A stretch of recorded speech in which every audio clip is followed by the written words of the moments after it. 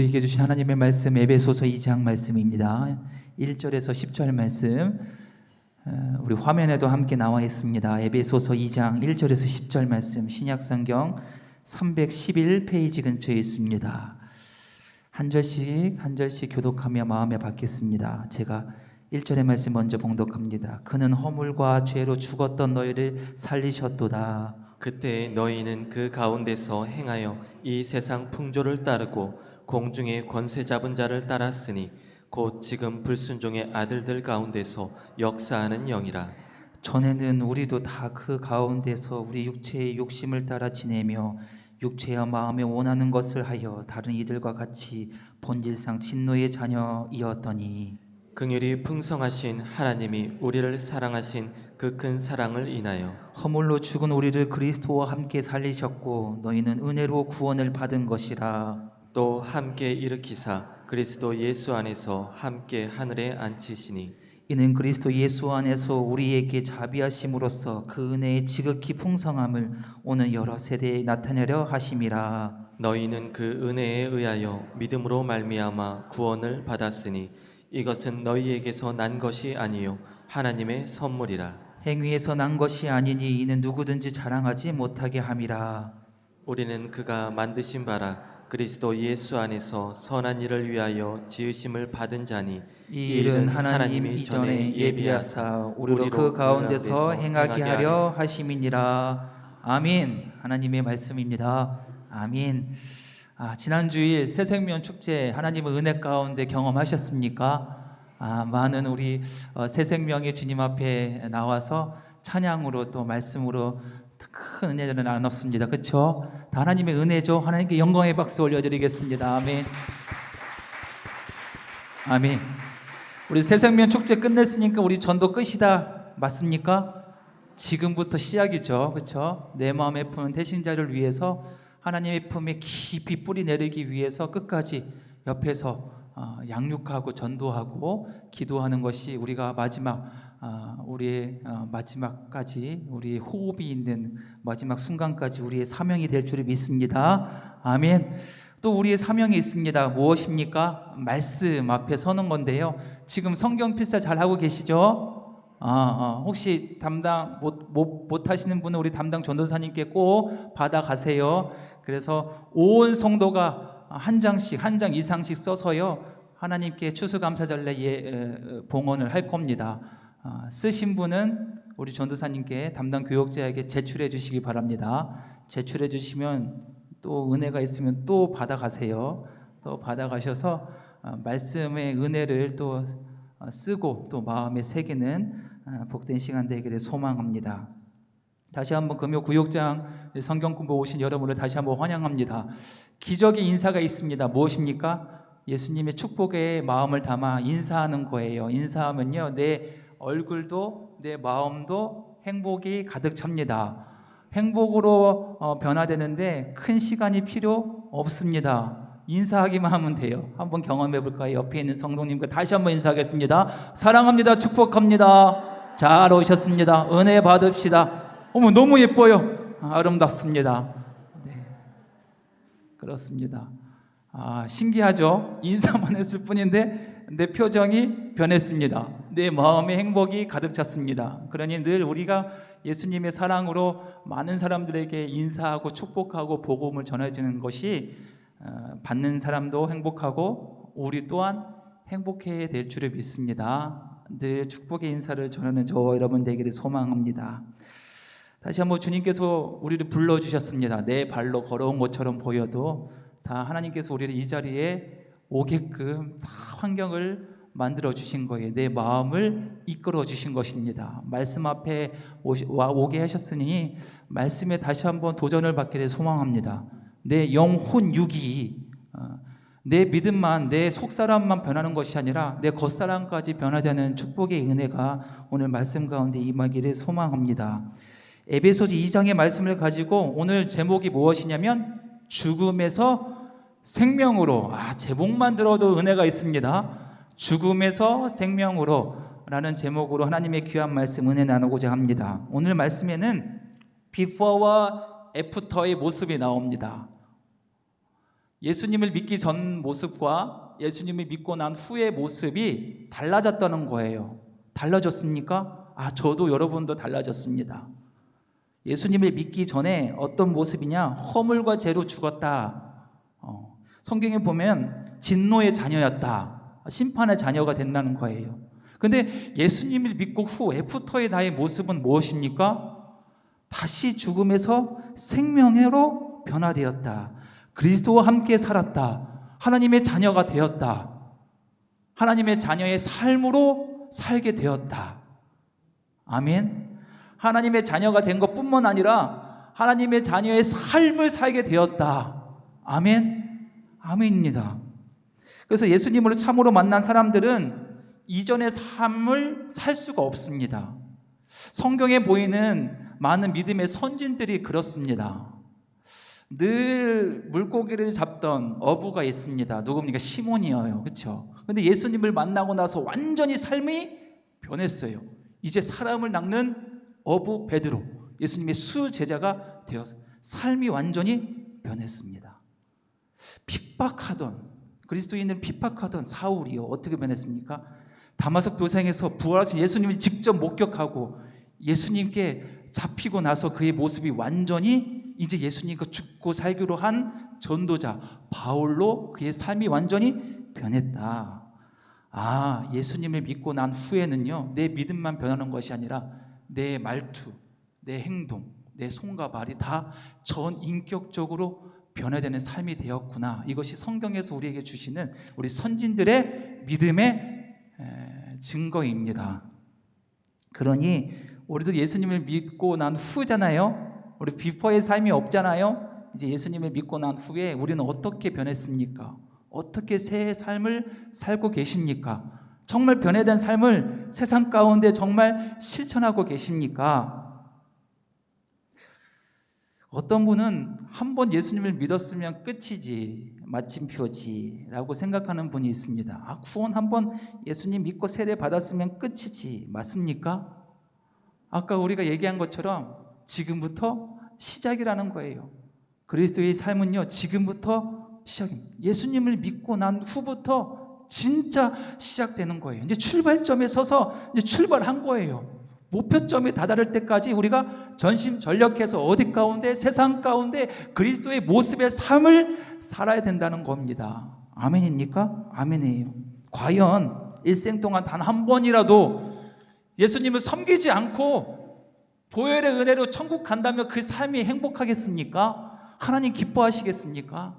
그렇지 않는다는 거예요. 단 한 번이라도 세상 가운데 말씀으로 살지 못해서 사랑하며 용서하며 살지도 못했는데 그 사람이 예수님 믿고 천국 간다고 하면 예수님이 그거 기뻐하시겠냐고요? 그렇지 않습니다. 성경에는 이런 구원이 없어요. 이런 구원이 없습니다. 하나님도 이런 것 때문에 우리에게 구원을 주신 것이 아니에요. 그러니 구원에는 반드시 목적이 있다. 하나님의 목적이 있다는 거. 오늘 성경 말씀을 통해서 하나님의 분명한 목적을 다시 한번 깨닫기를 간절히 소망합니다. 그러니까 이 목적 때문에 하나님이 우리를 부르셨고 죽음에서 생명으로 구원해 주셨어요. 이 목적이 무엇인지 다시 한번 알기를 소망하는데요. 이 목적은요, 합당한 열매입니다. 삶의 열매. 내 삶이 변화되어서 내 삶 가운데 그리스도의 열매를 풍성히 맺게 하는 것이 하나님의 구원의 목적이구나. 우리를 구원하신 하나님의 목적이구나. 이거예요, 이거. 이제 구원받은 나, 이제 앞으로 어떻게 살아가는지, 세상 가운데 풍성한 열매를 맺고자 살아가는 것이 나를 부르시고 나를 죽음에서 생명으로 이끄셨던 하나님의 목적이라는 것입니다. 그래서 잘 생각해 보세요. 구원과 삶, 복음과 율법, 칭의와 성화, 많이 들어보셨죠? 근데 이것이 딱 구분이 됩니까? 구분이 되면 안 된다는 거예요. 복음은 중요하고 율법을 등한시해요? 믿음은 중요하고 삶을 그냥 세상 사람처럼 그냥 살아도 돼요? 칭의로 나는 구원받았는데 성화의 삶을 살지 않아도 돼요? 안 된다는 거예요. 이것이 동전의 양면처럼 딱 붙어있다. 구분돼서는 절대 안 된다. 이것이 우리를 구원하신 하나님의 목적이 여기에 담겨 있다. 그러니까 믿음과 행함이 일치해야 된다. 그런데 앞뒤는 알려 있습니다. 앞이 선이 뭡니까? 복음, 믿음, 신기가 먼저입니다. 이것을 깨달은 자는 어찌할 수 없이 그리스도의 삶을 성화의 삶을 살 수밖에 없습니다. 나 같은 죄인 살리신 하나님의 은혜를 깨닫는 자는 세상 가운데 그렇게 살 수밖에 없는다는 거예요. 사랑하며 용서하며 하나님을 높이며 살아갈 수밖에 없는 거예요. 그러니 내 행위가 잘못됐다면 어디가 잘못된 거예요? 다시 돌아가요. 믿음으로, 복음으로, 칭의로, 예수님의 십자가의 그 구원의 첫사랑으로 회복할 자만이 다시 한번 우리 삶이 회복될 수가 있다. 이것이 오늘 말씀을 통해서 우리에게 알려주시는 내용입니다. 배경 이야기 있습니다. 배경 이야기 주보에도 있고요, 화면에도 나와 있습니다. 함께 읽습니다. 시작. 로마에 수감된 바울은 에베소 성도들을 격려하고 그리스도의 몸된 교회를 바르게 세우고자 편지를 씁니다. 예수 그리스도를 만나기 전 우리는 허물과 죄로 죽었던 존재입니다. 그리스도를 통한 구원의 길이 열리지 않았다면 우리는 죄로 인해 비참하게 죽을 수밖에 없었습니다. 바울은 성도가 얻은 구원이 하나님의 원대한 계획 가운데 이루어진 것이며 오직 하나님의 은혜로 주어진 선물임을 깨우칩니다. 그리스도를 믿기 전에 그때와 그리스도를 만난 지금을 대비하면 구원의 가치가 어떠한지 잘 알 수 있습니다. 우리의 구원은 하나님의 은혜입니다. 아멘, 아멘, 아멘. 에베소서 2장엔 교회를 세우시는 하나님의 은혜. 교회를 세우신다. 하나님의 교회를 세우십니다. 근데 다 세우시는 그 과정이 하나님의 은혜였습니다. 그러니까 교회를 어떤 재료를 사용해서 교회를 세우실까? 우리 믿음의 공동체를 세우실까? 어떤 재료? 가장 좋은 것? 가장 비싼 것? 가장 잘난 사람? 가장 의로운 사람? 그 사람은 골라서 교회를 세우십니까? 전혀 그렇지 않답니까? 그때 예수님이 믿기 전 나의 모습, 그때 어떤 허물과 죄로 죽었던 죄인들을 사용하신다는 거예요. 교회를 세우실 때 그때 예수님 믿기 전에 나의 모습이잖아요. 그러니까 먼지와 허물과 그 티끌과 같은 아무것도 아닌 나의 존재를 하나님이 빚으신다는 거예요. 근데 지금이 어떻답니까? 지금 예수님 믿고 난 후에 새로운 삶을 살았다는 거예요. 이 죄인들을 다리 살리셔서 지금 이 교회 구성원이 되게 하셨다. 아멘. 교회를 세우시는 재료는 다 같이 아무것도 부족하고 연약한 이 죄인, 죽을 수밖에 없는 죄인을 하나님께서 사용해 주셔서 이 거룩한 하나님의 공동체를 세워가신다. 나도 변하게 하시고 교회 공동체의 은혜 가운데 임하게 하는 도구로 사용하신다라는 것이 자체만으로도 은혜입니다. 아멘. 그래서 나는 하나님의 은혜로 새로운 피조물이 되어 새로운 거듭남의 삶을 살았습니다. 그렇죠? 새로운 존재가 되었습니다. 그러면 내가 구원받는 사람은 어떻게 살아야 되냐? 교회 가운데, 가정 가운데, 세상 가운데 그렇게 참된 그리스도인다운 삶을 살아야 된다라는 것이 다시 한번 오늘 에베소서의 귀한 말씀 가운데 핵심입니다. 그렇습니다. 그때의 삶은 어떤 삶이었을까? 오늘 말씀 나누기 첫 번째입니다. 말씀 나누기 첫 번째 함께 있습니다. 바울은 예수 그리스도를 믿기 이전 우리의 상태를 어떻게 묘사했나요? 1절부터 3절까지 있는데요. 이 세상 풍속을 쫓아 살았다. 예수님 믿기 전에 삶이 첫 번째, 이 세상의 풍속, 이 세상의 그 거친 광물에 그냥 거스르지 않고 그냥 그렇게 살았다는 거예요. 세상이 시키는 대로, 세상의 가치대로 그냥 살았다는 거예요. 예수님 믿기 전에 나의 모습이 부족한 모습. 두 번째, 공중의 권세 잡은 자를 따라 살았다. 예수님의 손에 잡혀 살지 아니하고 세상의 권세에 붙잡혀 살았다는 거예요. 이것이 예수님 믿기 전에 나의 모습입니다. 세 번째, 육체의 욕심과 마음이 원하는 대로 살았다는 거예요. 내 마음대로 내가 주인 되어 살았다는 거예요. 이때 모습은 그때의 모습, 예수님 믿기 전의 모습입니다. 이전에 예수님을 믿기 전의 모습은 진노의 자녀입니다. 하나님의 자녀가 아니에요. 진노의 자녀, 소망이 없습니다. 살아있지만 죽은 자. 성경에는 죽음을요 목숨이 다해서 죽었다고 하지 않습니다. 죽음은요, 성경에서 죽음은 하나님과의 관계에서 떨어진 자가 죽은 사람입니다. 죽은 생명. 믿는 자는 죽지 않습니다. 잠시 잠잘 뿐입니다. 예수님 다시 오시면 그때 영원한 생명으로 부활할 줄을 믿습니다. 우리는 절대 죽지 않습니다. 죽은 자는 무엇입니까? 하나님의 관계에서 떨어진 자, 살았지만 죽은 자들. 우리 주변에 참 많이 있습니다. 그렇죠? 잠자는 영혼, 죽어가는 영혼 많이 있습니다. 그 영혼을 다시 주님 앞에 돌이키고 돌아오는 그때 새 생명을 살게 될 줄을 믿습니다. 근데 예수님이 믿기 전에 우리는 죽은 삶이었습니다. 살았지만 죽은 삶이었습니다. 그 상태가 1절에서 3절이었습니다. 그런데 4절부터 은혜의 말씀입니다. 4절. 우리 4절 함께 있습니다. 시작. 긍휼이 풍성하신 하나님이 우리를 사랑하신 그 큰 사랑을 인하여 우리를 다시 그 죽음에서부터 생명으로 살리셨다. 그런데 오늘 이 본문, 이 원문, 이 헬라어 원문에서는 너무도 중요한 접속 부사가 있습니다. 그게 무엇이냐? 접속사 그러나입니다. 그러나 호데세우스, 그러나 하나님이, 근데 그 하나님이 어떤 하나님이? 플루시오스 앤 엘레오스. 플루시오스, 부자, 아주 풍성하다는 거예요. 앤 엘레오스, 하나님의 자비와 긍휼과 사랑이 풍성하신 하나님이 우리를 다시 살리셨다. 그러니까 접속 복사 이 내가, 그러나가 참 중요한 은혜의 접속 부사예요. 우리말 성경에는 이 그러나가 안 나와 있잖아요. 헬라어 원어는 나왔어요. 그러나. 왜 그렇습니까? 죄 가운데 빠진 나는 그래서 어떻게 합니까? 죽는 거예요. 그래서 죽는 거예요.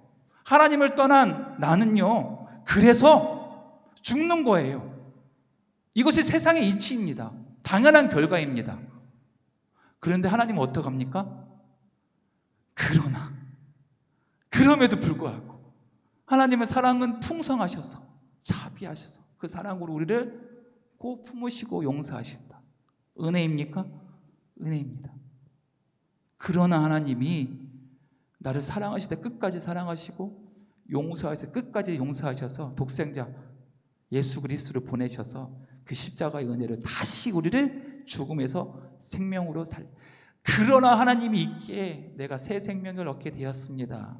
이 4절 말씀이 참 은혜의 말씀입니다. 그렇습니다. 신앙의 신비는 바로 그러나입니다. 역전의 신앙입니다. 그러나 무엇입니까? 나는 약하지만 그러나 하나님은 강하십니다. 아멘.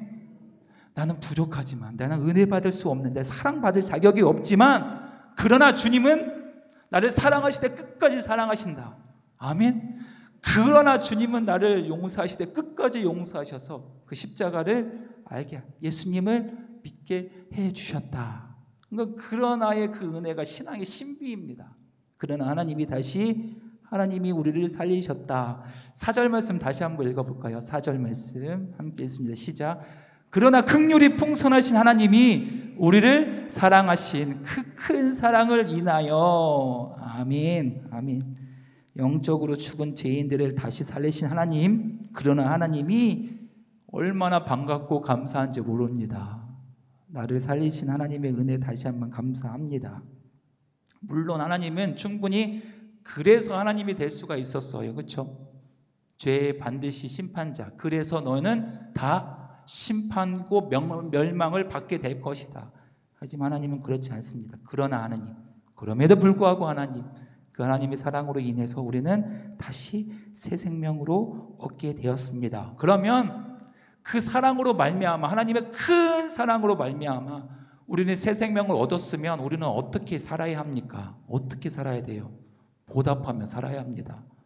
사랑이 하나님께 어떻게 사랑을 받았으면 우리도 사랑하면서 살아야 돼요. 하나님 사랑하면서 살아가야 됩니다. 그것이 증거로 나타나야 합니다.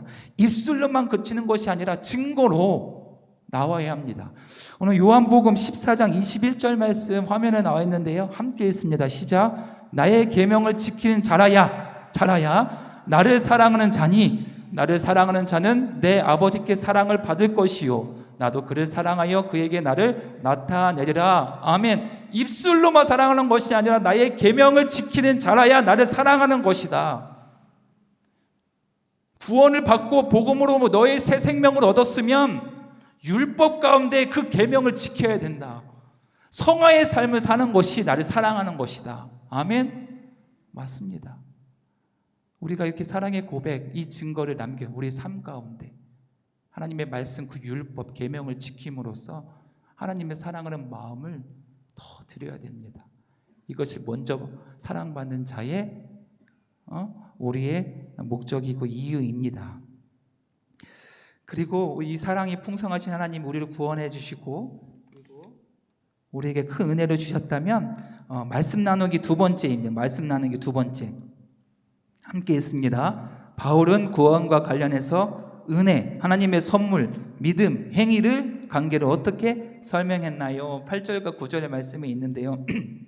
8절 말씀 제가 읽겠습니다. 8절 너희는 그 은혜에 의하여 믿음으로 말미암아 구원을 받았으니 이것은 너희에게 난 것이 아니요 하나님의 선물이라. 아멘. 자, 5절에서는요 우리를 구원하신 이유가 뭡니까? 하나님의 풍성하신 사랑.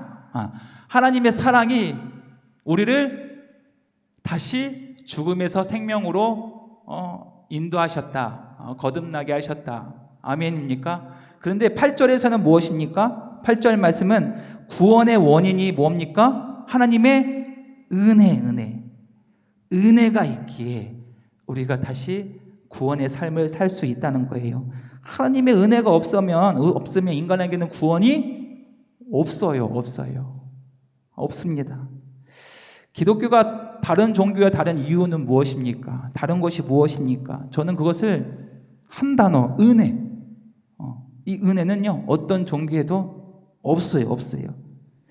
은혜라는 말은 아무 조건 없는 나를 살려주신 거예요. 은혜를 주시는 거예요. 아멘입니까? 값없이 주는 혜택이 은혜입니다. 세상에 보면 다 인과응보입니다. 권선징악. 착하면 복을 받고 나쁘면 어떻게 심판을 받는 거예요. 그렇죠? 근데 기독교는 그렇지 않습니다. 하나님은 그렇지 않습니다.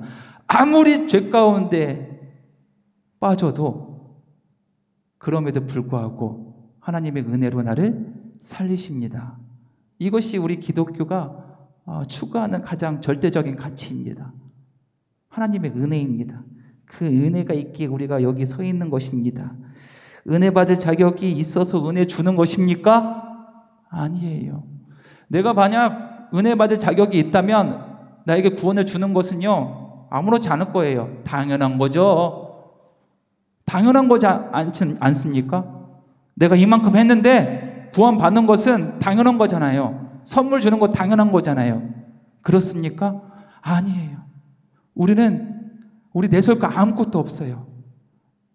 내가 행위로서 구원받는 거예요? 아닙니다.